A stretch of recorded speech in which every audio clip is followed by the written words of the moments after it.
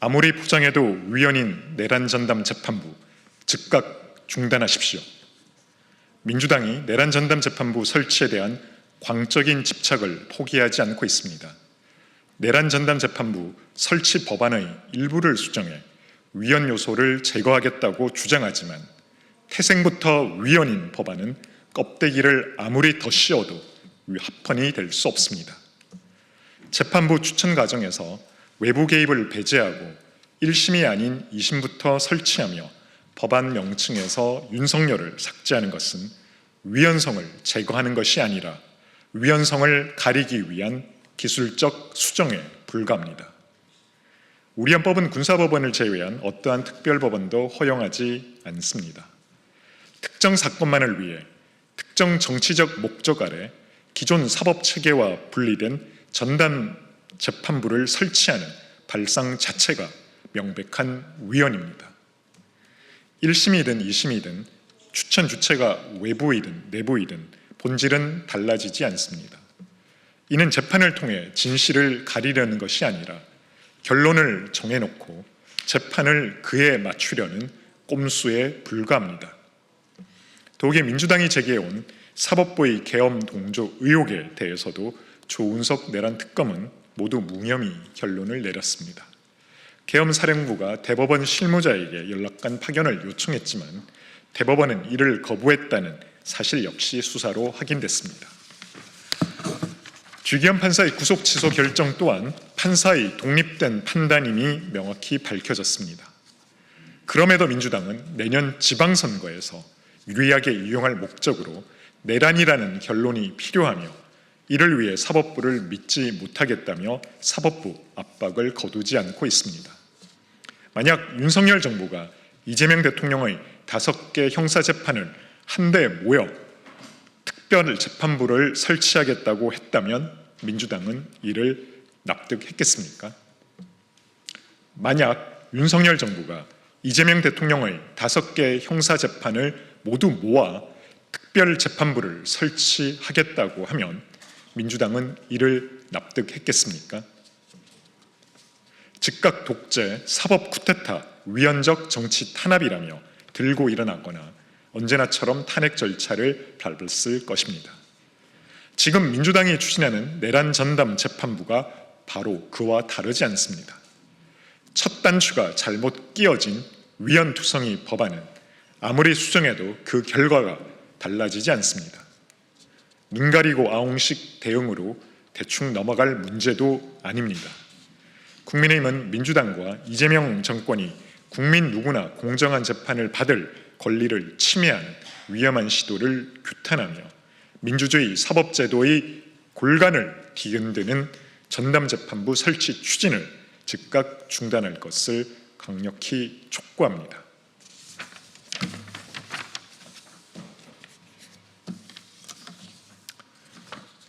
정치특검의 통일교 게이트 물타기용 김기현 의원 압수수색을 강력히 규탄합니다. 민중기 특검이 김건희 여사에게 가방을 선물했다는 의혹과 관련해 김기현 국민의힘 의원의 국회 사무실과 자택에 대한 압수수색을 단행했습니다. 앞서 민중기 특검은 김기현 의원의 배우자를 소환해 조사했고 김기현 의원 본인 역시 수사에 성실히 협조하겠다는 입장을 공개적으로 밝혀왔습니다. 그럼에도 불구하고 특검은 김 의원에 대한 사전 소환 통보나 출석 요구조차 없이 느닷없는 압수수색을 강행했습니다. 이는 정치 특검이자 민주당 하명 특검이라는 비판을 받아온 민중기 특검이 최근 불거지고 있는 통일교 민주당 게이트를 물타기하려는 수작으로 명백한 권한 남용입니다. 또한 여당 무죄, 야당 유죄를 위해 정권의 충견 노릇을 하며 전재수 전 장관 등 여권 인사의 금품수수 진술을 4개월여간 의도적으로 덮어 직무유기와 직권남용의 죄를 지은 민특검의 마지막 발악이자 정치적 보복에 불과합니다. 수사 대상인 민중기 특검이 수사의 서른을 퍼런 칼날을 야당을 향해 휘두르고 있는 기이한 모습은 황당 그 자체입니다. 피의자가 대통령이 되어 자신의 사법 리스크를 지우고 있다 보니 민특검도 장단을 맞추겠다는 겁니까? 특검 수사의 실체는 결과가 말해주고 있습니다. 민중기 특검의 구속영장 기각률은 32%로 일반 형사사건 평균 구속영장 기각률을 크게 웃돌고 있습니다. 이는 애초부터 법원에서 받아들여질 수 없는 정치적 수사, 야당을 겨냥한 망신주기식 수사가 반복돼 왔다는 방증입니다. 증거와 법리로 승부하기보다 압수수색 장면 연출과 여론몰이에만 집착한 결과 법원에서 번번이 제동이 걸리고 있는 것입니다.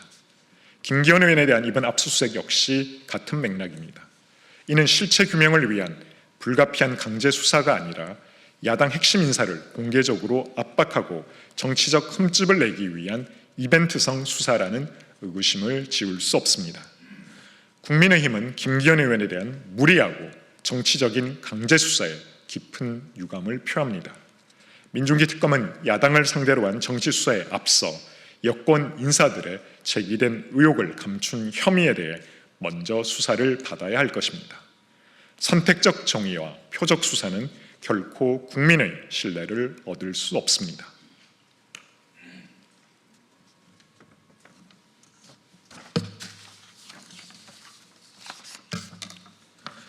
볼성 사나운 부처 간 싸움으로 얼룩진 대북정책, 실종된 컨트롤 타워입니다. 한미 간 대북정책 조율을 위한 첫 정례협의가 시작부터 삐걱거리고 있습니다. 통일부는 주무부처를 패싱했다며 불참을 선언하고 외교부는 북핵 문제에 대한 한미 간 정책 조율은 외교 채널이 필수적이라는 입장을 고수하며 평행선을 달렸습니다. 두 부처가 대북정책 주도권을 놓고 볼성사나운 싸움을 벌인 것입니다. 결국 한미는 대북정책 정례 협의 대신 한미정상회담 조인트 팩트시트 후속 협의라는 애매한 이름으로 회의를 열었고 통일부는 주한 외교단과 국제기구 관계자를 대상으로 별도의 대북정책 설명회를 개최하는 독자적 행보를 이어갔습니다. 이는 우리 정부 내부의 엇박자와 불협화음을 미국에 노출하는 결과를 낳았습니다. 무엇보다 한심한 것은 하나의 목소리를 내야 할 외교 안보 라인이 엇박자를 내며 자중질환에 빠졌음에도 이재명 대통령은 수수방관 중이라는 사실입니다. 통일부와 외교부 간 볼성사나운 주도권 다툼이 국제사회까지 노출되며 국론이 분열되는 엄중한 상황이지만 그 어디에도 페이스메이커 호소인 이재명 대통령은 보이질 않습니다. 이런 기조를 계속 이어간다면 정부 내 불협화음을 확인한 미국은 향후 협상 주도권 확보 차원에서 한국의 의견 불일치를 문제 삼을 가능성이 매우 큽니다. 가뜩이나 한국 패싱이 우려되는 상황에서 내부의 엇박자는 미국의 신뢰를 잃게 만드는 치명적인 실책으로 이어질 수 있습니다. 지금은 주도권 다툼이 아니라 내년 북미 대화 재개 가능성에 대비하여 정부 차원의 일관된 메시지와 전략적 협력을 구축하는 것이 중요합니다. 이재명 정부는 더 이상 부처 간의 감정적인 주도권 다툼을 방치해서는 안 됩니다.